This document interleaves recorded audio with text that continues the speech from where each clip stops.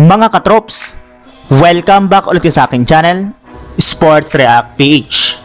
At ngayon nga ay pag-uusapan natin ang balitang malaki nga na po ang magiging impact ni Lonnie Walker IV sa Philadelphia 76ers. Pag-uusapan na rin nga natin dito sa ating panibagong video ang naibalitang big man na tutulong pa sa Los Angeles Lakers.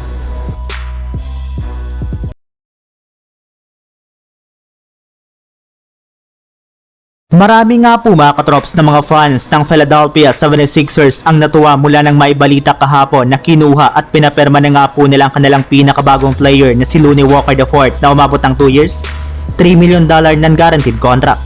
Siya na nga po ang kukuha sa uling pwesto ng kanilang lineup bago pa man magsimula dito ang second half ng season. Pero isang malaking katanungan pa rin nga po ngayon ay kung may sasalba nga na po nito ngayong taon ang kanilang kalagayan.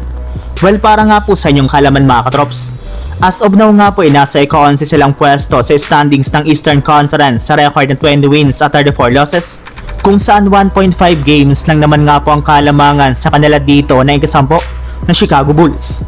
Meaning malaki pa rin nga po ang kanilang tsansa na makapasok kahit man sa play-in tournament kung sakali mang may panalo nga po nilang kanilang natitirang 28 games sa regular season. At gamit nga po ang scoring ability at shooting ni Lonnie Walker ay sigurado nga po na masusuportahan niya ang kanilang big 3 na sina Tyrese Maxey, Paul George at Joel Embiid pagdating sa opensa na siyang pinakakailangan ngayon ng kanilang team mula na magkaroon ng season-ending injury, si Jared McCain. Kaya expected na nga po na magkakaroon siya ng mas malaking impact sa gagamiting rotation ng Philadelphia 76ers sa mga darating nilang laban. Samantala, pupunta naman tayo sa ating sunod na pag-uusapan sa naibalitang big man na tutulong pa sa Los Angeles Lakers. Nakita na nga po mga katrops last game ng Lakers laban sa Hornets na hindi nga po talaga sapat ang dalawang kasalukuyang center ngayon ng kanilang team na sina Jackson Hayes at Alex Len para lamang manalo at magdomina sila since lumalamya at humihina nga po ang kanilang depensa sa ilalim ng basket.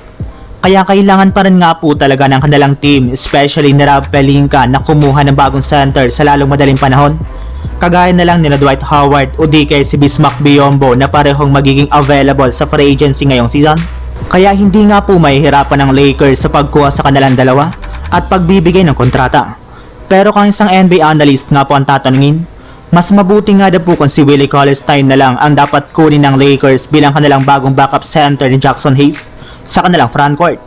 Nakasama na rin naman nga po ito ni Luka Doncic sa Dallas Mavericks noon, kaya hindi nga po siya mahihirapan ba na makapag-adjust sa galaw at laro ng Lakers kung sakali mang kunin nga po nila ito sa mga susunod na araw.